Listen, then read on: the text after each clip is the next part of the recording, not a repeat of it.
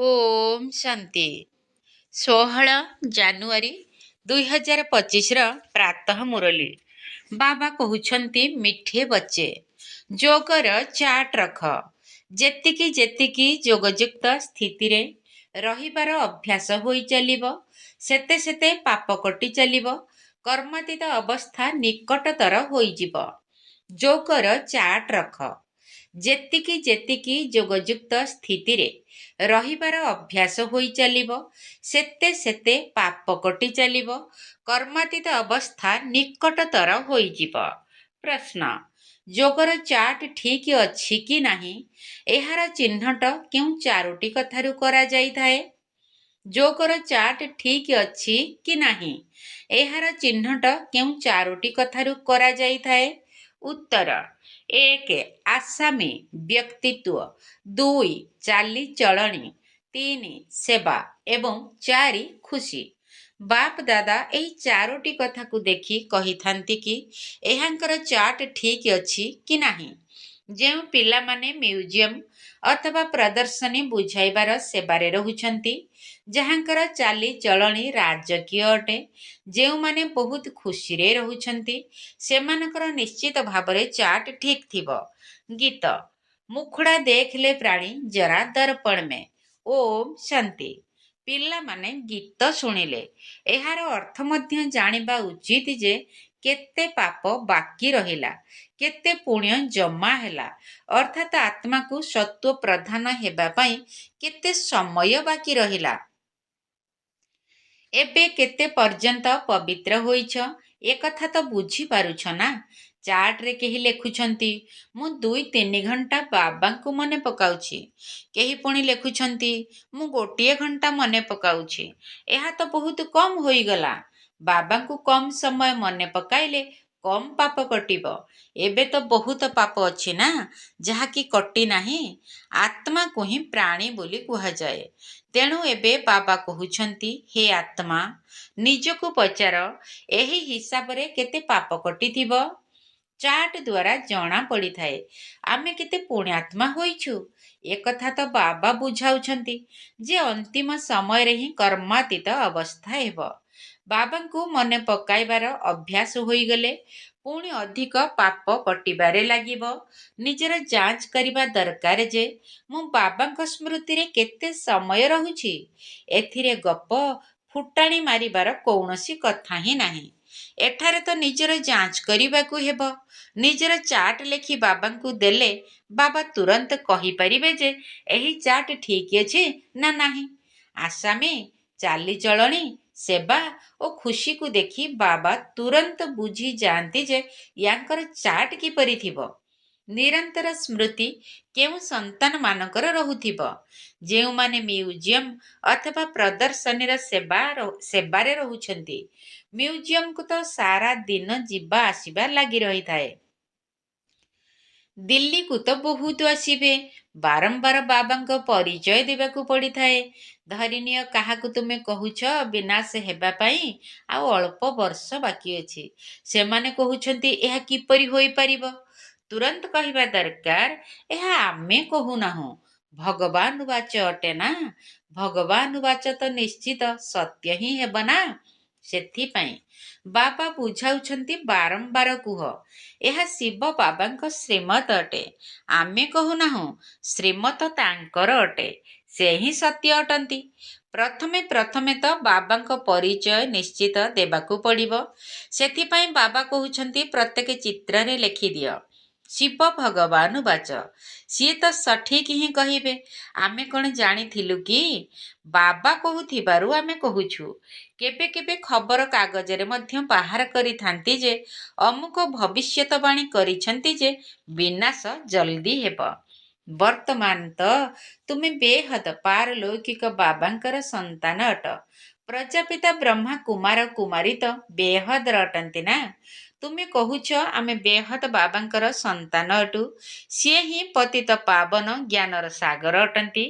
ପ୍ରଥମେ ଏହି କଥା ବୁଝାଇ ପକ୍କା କରି ପୁଣି ଆଗକୁ ବୁଝାଇବା ଉଚିତ।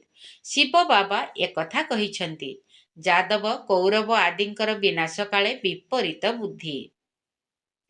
ଶିବ ବାବାଙ୍କ ନାମ ବାରମ୍ବାର କହିଥିଲେ ଏହାଦ୍ୱାରା ପିଲାମାନଙ୍କର ହିଁ କଲ୍ୟାଣ ହେବ ଏବଂ ତା ସହିତ ଶିବ ବାବାଙ୍କର ସ୍ମୃତି ମଧ୍ୟ ରହିବ। ବାବା ଯାହା ତୁମକୁ ବୁଝାଇଛନ୍ତି ତାହା ତୁମେ ପୁଣି ଅନ୍ୟମାନଙ୍କୁ ବୁଝାଇ ଚାଲ। ତେବେ ସେବାଧାରୀମାନଙ୍କର ଚାଟ୍ ଭଲ ରହୁଥିବ। ସେମାନେ ସାରା ଦିନରେ 8 ଘଣ୍ଟା ସେବାରେ ବ୍ୟସ୍ତ ରହିଥାନ୍ତି। ଅତି ବେଶୀରେ 1 ଘଣ୍ଟା ବିଶ୍ରାମ ନେଉଥିବେ। ତଥାପି ବି 7 ଘଣ୍ଟା ତ ସେବାରେ ରହିଥାନ୍ତି ନା। ତେଣୁ ବୁଝିବା ଦରକାର ଯେ ତାଙ୍କର ବିକର୍ମ ବହୁତ ବିନାଶ ହେଉଥିବ। ବହୁତଙ୍କୁ ଘଡ଼ି ଘଡ଼ି ବାବାଙ୍କର ପରିଚୟ ଦେଉଛନ୍ତି। ତେଣୁ ଏପରି ସେବାଧାରୀ ସନ୍ତାନମାନେ ନିଶ୍ଚିତ ଭାବେ ବାବାଙ୍କର ମଧ୍ୟ ପ୍ରିୟ ହୋଇଥାନ୍ତି। ବାବା ଦେଖୁଛନ୍ତି ଇଏ ତ ଅନେକଙ୍କର କଲ୍ୟାଣ କରୁଛନ୍ତି। ରାତିଦିନ ୟାଙ୍କର ଏହି ଚିନ୍ତନ ରହିଛି, ମୋତେ ଅନେକଙ୍କର କଲ୍ୟାଣ କରିବାକୁ ହେବ। ବହୁତଙ୍କର କଲ୍ୟାଣ କରିବାର ଅର୍ଥ ନିଜର କଲ୍ୟାଣ କରିବା। ସେହିମାନଙ୍କୁ ହିଁ ବୃତ୍ତି ମିଳିବ ଯିଏ ବହୁତଙ୍କର କଲ୍ୟାଣ କରୁଛନ୍ତି। ଏହା ହିଁ ପିଲାମାନଙ୍କର ଧନ୍ଦା ଅଟେ। ଶିକ୍ଷକ ହୋଇ ଅନେକଙ୍କୁ ରାସ୍ତା ବତାଇବାକୁ ହେବ। ପ୍ରଥମତଃ ଏହି ଜ୍ଞାନକୁ ପୁରା ଧାରଣ କରିବାକୁ ପଡ଼ିବ। କାହାର କଲ୍ୟାଣ କରୁନଥିଲେ ବୁଝାଯାଏ ୟାଙ୍କ ଭାଗ୍ୟରେ ନାହିଁ। ପିଲାମାନେ କହୁଛନ୍ତି ବାବା ଆମକୁ ଚାକିରିରୁ ମୁକ୍ତ କର, ଆମେ ଏହି ସେବାରେ ଲାଗିଯିବୁ। ବାବା ମଧ୍ୟ ଦେଖିବେ ବାସ୍ତବରେ ଇଏ ସେବା ଯୋଗ୍ୟ ବି ଅଟନ୍ତି, ଏକ ବନ୍ଧନ ମୁକ୍ତ ମଧ୍ୟ ଅଟନ୍ତି। ତେବେ ଯାଇ କହିବେ ଭଲେ 500,000 ରୋଜଗାର କରିବା ଅପେକ୍ଷା ଏହି ସେବାରେ ଲାଗି ବହୁତଙ୍କର କଲ୍ୟାଣ କର। ଯଦି ବା ତୁମେ ବନ୍ଧନ ମୁକ୍ତ ଅଛ, ତେବେ ବି ବାବା ସେବା କରିବାର ଯୋଗ୍ୟତା ଥିବାରେ ଦେଖିଲେ ହିଁ ରାୟ ଦେବେ। ସେବାଧାରୀ ସନ୍ତାନମାନଙ୍କୁ ତ ସବୁ ସ୍ଥାନକୁ ଡାକିଥାନ୍ତି। ସ୍କୁଲରେ ଛାତ୍ରମାନେ ପଢ଼ିଥାନ୍ତି ନା, ଏହା ମଧ୍ୟ ପାଠ ପଢ଼ା ଅଟେ। ଏହା କୌଣସି ସାଧାରଣ ମତ ନୁହେଁ। ସତ ଅର୍ଥାତ୍ ଯିଏ ସତ୍ୟ କହିଥାନ୍ତି। ଆମେ ଶ୍ରୀମତ ଅନୁସାରେ ଆପଣଙ୍କୁ ଏକଥା ବୁଝାଉଛୁ। ଈଶ୍ୱରଙ୍କ ମତ ଏବେ ହିଁ ତୁମକୁ ମିଳୁଛି। ବାବା କହୁଛନ୍ତି ତୁମକୁ ଘରକୁ ଫେରିଯିବାକୁ ହେବ। ଏବେ ଅବିନାଶୀ ସୁଖର ସମ୍ପତ୍ତି ନିଅ। କଳ୍ପ କଳ୍ପ ତୁମକୁ ସମ୍ପତ୍ତି ମିଳି ଆସୁଛି।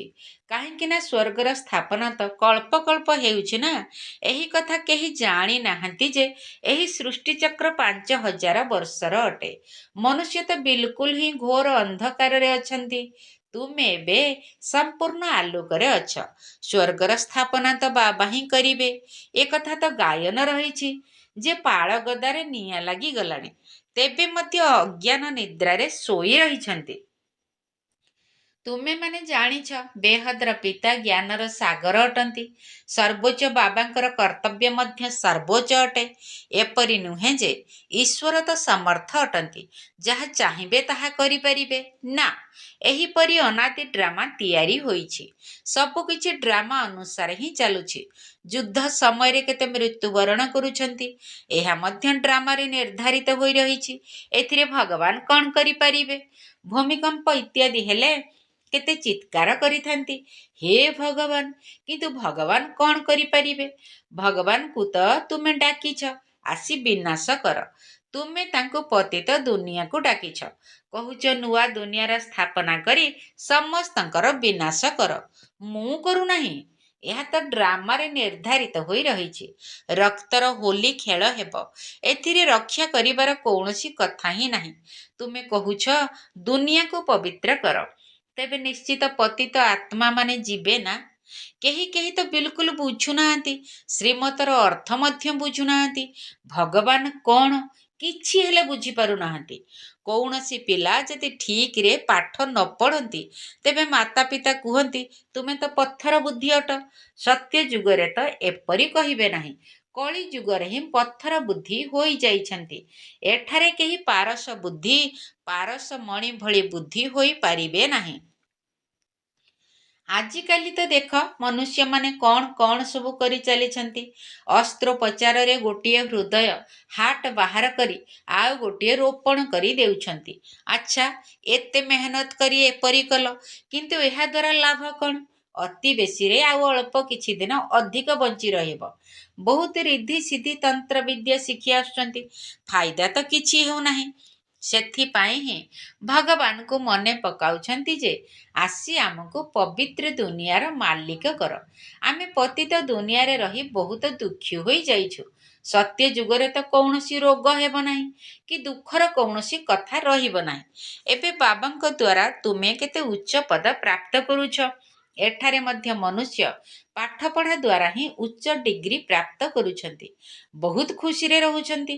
ତୁମେ ସନ୍ତାନମାନେ ବୁଝୁଛ, ଏମାନେ ତ ଆଉ ଅଳ୍ପ ଦିନ ବଞ୍ଚିବେ। ମୁଣ୍ଡ ଉପରେ ବହୁତ ପାପର ବୋଝ ରହିଛି, ବହୁତ ଦଣ୍ଡ ଭୋଗ କରିବେ। ନିଜକୁ ପତିତ ତ କହୁଛନ୍ତି ନା, ବିକାରଗ୍ରସ୍ତ ହେବାକୁ ପାପ ବୋଲି ଭାବୁନାହାନ୍ତି। ପାପ ଆତ୍ମା ତ ହେଉଛନ୍ତି ନା, କହୁଛନ୍ତି ଗୃହସ୍ଥ ଆଶ୍ରମ ତ ଅନାଦି କାଳରୁ ଚାଲି ଆସୁଛି। ତାଙ୍କୁ ବୁଝାଇ ଦିଆଯାଇଛି, ସତ୍ୟଯୁଗ ତ୍ରେତା ଯୁଗରେ ହିଁ ପବିତ୍ର ଗୃହସ୍ଥ ଆଶ୍ରମ ଥିଲା। ତାଙ୍କୁ ବୁଝାଇ ଦିଆଯାଉଛି, ସତ୍ୟଯୁଗ ତ୍ରେତା ଯୁଗରେ ହିଁ ପବିତ୍ର ଗୃହସ୍ଥ ଆଶ୍ରମ ଥିଲା। ସେଠାରେ ପାପ ଆତ୍ମାମାନେ ନଥିଲେ, ଏଠାରେ ପାପ ଆତ୍ମାମାନେ ଅଛନ୍ତି, ସେଥିପାଇଁ ଦୁଃଖୀ ହୋଇଯାଇଛନ୍ତି। ଏଠାରେ ତ ଅଳ୍ପ କାଳର ସୁଖ ରହିଛି। ରୋଗ ହେଲା ଏବଂ ମୃତ୍ୟୁବରଣ କଲେ। ମୃତ୍ୟୁ ତ ପାଟି ଖୋଲା କରି ଛିଡ଼ା ହୋଇଛି, ଅଚାନକ ହୃଦଘାତ ହୋଇଯାଉଛି। ଏଠାରେ ତ ସୁଖ କାକ ବିଷ୍ଠା ସମାନ, ସେଠାରେ ତ ତୁମକୁ ଅସରନ୍ତି ସୁଖ ମିଳିବ। ତୁମେ ସାରା ବିଶ୍ୱର ମାଲିକ ହେଉଛ, କୌଣସି ବି ପ୍ରକାରର ଦୁଃଖ ହେବ ନାହିଁ। ନା ଗରମ ହେବ ନା ଥଣ୍ଡା ହେବ, ସର୍ବଦା ବସନ୍ତ ଋତୁ ରହିବ। ତତ୍ତ୍ୱ ମଧ୍ୟ ବ୍ୟବସ୍ଥିତ ହୋଇ ରହିବେ। ସ୍ୱର୍ଗ ତ ସ୍ୱର୍ଗ ହିଁ ଅଟେ, ଏଥିରେ ରାତି ଦିନର ଫରକ ରହିଛି। ତୁମେ ସ୍ୱର୍ଗର ସ୍ଥାପନା କରିବା ପାଇଁ ହିଁ ବାବାଙ୍କୁ ଡାକୁଛ, କହୁଛ ଆସି ପବିତ୍ର ଦୁନିଆ ସ୍ଥାପନ କର, ଆମକୁ ପବିତ୍ର କର। ତେଣୁ ପ୍ରତ୍ୟେକ ଚିତ୍ରରେ ଶିବ ଭଗବାନ ବାଚ ଲେଖା ହେବା ଉଚିତ। ଏହାଦ୍ୱାରା ସବୁବେଳେ ଶିବ ବାବା ମନେ ପଡ଼ିବେ, ଜ୍ଞାନ ମଧ୍ୟ ଦେଇ ଚାଲିବେ। ମ୍ୟୁଜିୟମ, ସଂଗ୍ରହାଳୟ ଅଥବା ପ୍ରଦର୍ଶନୀର ସେବାରେ ଜ୍ଞାନ ଏବଂ ଯୋଗ ଉଭୟ ଏକତ୍ର ଚାଲିଥାଏ। ଯୋଗରେ ରହିବା ଦ୍ୱାରା ନିଶା ଚଢ଼ିବ। ତୁମେ ପବିତ୍ର ହୋଇ ସାରା ବିଶ୍ୱକୁ ପବିତ୍ର କରୁଛ। ଯେତେବେଳେ ତୁମେ ପବିତ୍ର ହୋଇଯିବ, ସେତେବେଳେ ନିଶ୍ଚିତ ତୁମ ପାଇଁ ସୃଷ୍ଟି ମଧ୍ୟ ପବିତ୍ର ହେବା ଦରକାର। ଶେଷ ସମୟରେ ବିନାଶର ସମୟ ହୋଇଥିବା କାରଣରୁ ସମସ୍ତଙ୍କର ହିସାବ କିତାବ ଚୁକ୍ତ ହୋଇଯିବ। ତୁମ ପାଇଁ ମୋତେ ନୂଆ ସୃଷ୍ଟିର ଉଦ୍ଘାଟନ କରିବାକୁ ପଡ଼ୁଛି। ପୁଣି ଶାଖା ଖୋଲି ଚାଲିଛି। ପବିତ୍ର କରାଇବା ପାଇଁ ନୂଆ ଦୁନିଆ ସତ୍ୟ ଯୁଗର ମୂଳଦୁଆ ତ ବାବାଙ୍କ ବିନା କେହି ପକାଇ ପାରିବେ ନାହିଁ। ତେଣୁ ଏଭଳି ବାବାଙ୍କୁ ମନେ ମଧ୍ୟ ପକାଇବା ଦରକାର। ତୁମେ ମ୍ୟୁଜିୟମ ଆଦିର ଉଦ୍ଘାଟନ ବଡ଼ ଲୋକଙ୍କ ଦ୍ୱାରା କରାଇଲେ ଅଧିକ ପ୍ରଚାର ହେବ, ଲୋକମାନେ ଜାଣିବେ ଏଠାକୁ ଏମାନେ ମଧ୍ୟ ଆସୁଛନ୍ତି। କେହି କେହି କହୁଛନ୍ତି ତୁମେ ଲେଖି କରି ଦିଅ, ଆମେ କହିବୁ ଇଏ ମଧ୍ୟ ଭୁଲ ହୋଇଯାଉଛି। ଭଲ ଭାବରେ ବୁଝି ମୌଖିକ ଭାବେ କହିବା ତ ବହୁତ ଭଲ। କେହି କେହି ତ ଭାଷଣ ମଧ୍ୟ ସଠିକ୍ ହେବା ପାଇଁ ହାତ ଲେଖା ପଢ଼ି ଶୁଣାଇଥାନ୍ତି। ତୁମ ସନ୍ତାନମାନଙ୍କୁ ତ ମୌଖିକ ଭାବେ ବୁଝାଇବାକୁ ପଡ଼ିବ। ତୁମ ଆତ୍ମାରେ ତ ସମସ୍ତ ଜ୍ଞାନ ରହିଛି ନା, ପୁଣି ତୁମେ ଅନ୍ୟମାନଙ୍କୁ ଦେଉଛ, ଯାହାଦ୍ୱାରା ପ୍ରଜାମାନଙ୍କର ବୃଦ୍ଧି ହୋଇ ଚାଲିଛି। ଲୋକ ସଂଖ୍ୟା ମଧ୍ୟ ବଢ଼ି ଚାଲିଛି ନା, ସବୁ ଜିନିଷ ବଢ଼ି ଚାଲିଛି। ସାରା ବୃକ୍ଷ ଜୀର୍ଣ୍ଣ ଶୀର୍ଣ୍ଣ ହୋଇଗଲାଣି। ଯେଉଁମାନେ ଆମ ଧର୍ମର ହୋଇଥିବେ ସେମାନେ ବାବାଙ୍କୁ ଜାଣିଯିବେ। କ୍ରମାନୁସାରେ ତ ରହିବେ ନା, ସମସ୍ତେ ଏକାପରି ପଢ଼ିପାରିବେ ନାହିଁ। କେହି ତ 100 ନମ୍ବରରୁ 1 ନମ୍ବର ମଧ୍ୟ ପାଇବେ। ଅଳ୍ପ ଶୁଣିଲେ 1 ମାର୍କ ମିଳିଗଲା, ତେବେ ସ୍ୱର୍ଗକୁ ଚାଲିଯିବେ। ଏହା ହେଉଛି ବେହଦର ପାଠପଢ଼ା, ଯାହାକୁ ବେହଦର ବାବା ହିଁ ପଢ଼ାଉଛନ୍ତି। ଯେଉଁମାନେ ଏହି ଧର୍ମର ହୋଇଥିବେ ସେମାନେ ବାବାଙ୍କର ହୋଇଯିବେ। ପ୍ରଥମେ ତ ସମସ୍ତଙ୍କୁ ନିଜର ମୁକ୍ତିଧାମ ଘରକୁ ଯିବାକୁ ହେବ, ପୁଣି କ୍ରମାନୁସାରେ ଏଠାକୁ ଚାଲି ଆସିବେ। କେହି କେହି ତ ତ୍ରେତାର ଅନ୍ତରେ ମଧ୍ୟ ଆସିବେ, ଯଦିଓ ବ୍ରାହ୍ମଣ ହେବେ, କିନ୍ତୁ ସବୁ ବ୍ରାହ୍ମଣ ସତ୍ୟ ଯୁଗକୁ ଯିବେ ନାହିଁ। ତ୍ରେତା ଯୁଗର ଶେଷ ପର୍ଯ୍ୟନ୍ତ ମଧ୍ୟ ଆସିବେ। ଏହି କଥା ବୁଝିବା ଦରକାର। ବାବା ଜାଣିଛନ୍ତି ରାଜଧାନୀ ସ୍ଥାପନ ହେଉଛି, ସମସ୍ତେ ଏକା ଭଳି ହୋଇପାରିବେ ନାହିଁ। ରାଜଧାନୀରେ ତ ଭିନ୍ନ ଭିନ୍ନ ପ୍ରକାରର ପଦ ଦରକାର ନା, ପ୍ରଜାଙ୍କୁ ବାହାର ବାଲା କୁହାଯାଏ। ବାବା ବୁଝାଇଥିଲେ ସେଠାରେ ମନ୍ତ୍ରୀ ଆଦିଙ୍କର ଆବଶ୍ୟକତା ପଡ଼ିବ ନାହିଁ। ସେମାନଙ୍କୁ ଏବେ ଶ୍ରୀମତ ମିଳିଯାଇଛି, ଯାହାଦ୍ୱାରା ଏପରି ହୋଇଛନ୍ତି। ସେମାନେ କାହାଠାରୁ ରାୟ ନେବେ ନାହିଁ, ମନ୍ତ୍ରୀ ଆଦି କେହି ରହିବେ ନାହିଁ। ପୁଣି ଯେତେବେଳେ ପତିତ ହେବେ ସେତେବେଳେ ଜଣେ ମନ୍ତ୍ରୀ, ଜଣେ ରାଜା ରାଣୀ ରହିବେ। ଏବେ ତ କେତେ ମନ୍ତ୍ରୀ ରହିଛନ୍ତି। ଏଠାରେ ତ ପଞ୍ଚାୟତି ରାଜ୍ୟ ଚାଲିଛି ନା, ଜଣଙ୍କର ମତ ଅନ୍ୟ ଜଣଙ୍କ ସହିତ ମିଶୁନାହିଁ। ଜଣକ ସହିତ ବନ୍ଧୁତ୍ୱ ରଖ, ବୁଝାଅ, ତେବେ ସିଏ କାମ କରିଦେବେ। ଅନ୍ୟ କେହି ଯଦି ଆସିଲେ ତାଙ୍କ ମନକୁ ତୁମ କଥା ଯଦି ପସନ୍ଦ ନ ଆସିଲା, ତେବେ କାମକୁ ଆହୁରି ବିଗାଡ଼ି ଦେବେ। ଜଣକର ବୁଦ୍ଧି ଅନ୍ୟ ଜଣକ ସହିତ ମିଶି ପାରିବ ନାହିଁ। ସେଠାରେ ତ ତୁମର ସବୁ କାମନା ପୂର୍ଣ୍ଣ ହୋଇଯିବ। ତୁମେ କେତେ ଦୁଃଖ ଭୋଗ କରିଛ, ଏହାର ନାମ ହିଁ ହେଉଛି ଦୁଃଖଧାମ।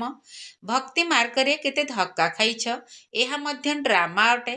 ଯେତେବେଳେ ଦୁଃଖୀ ହୋଇ ଯାଉଛନ୍ତି, ସେତେବେଳେ ବାବା ଆସି ସୁଖର ସମ୍ପତ୍ତି ଦେଉଛନ୍ତି।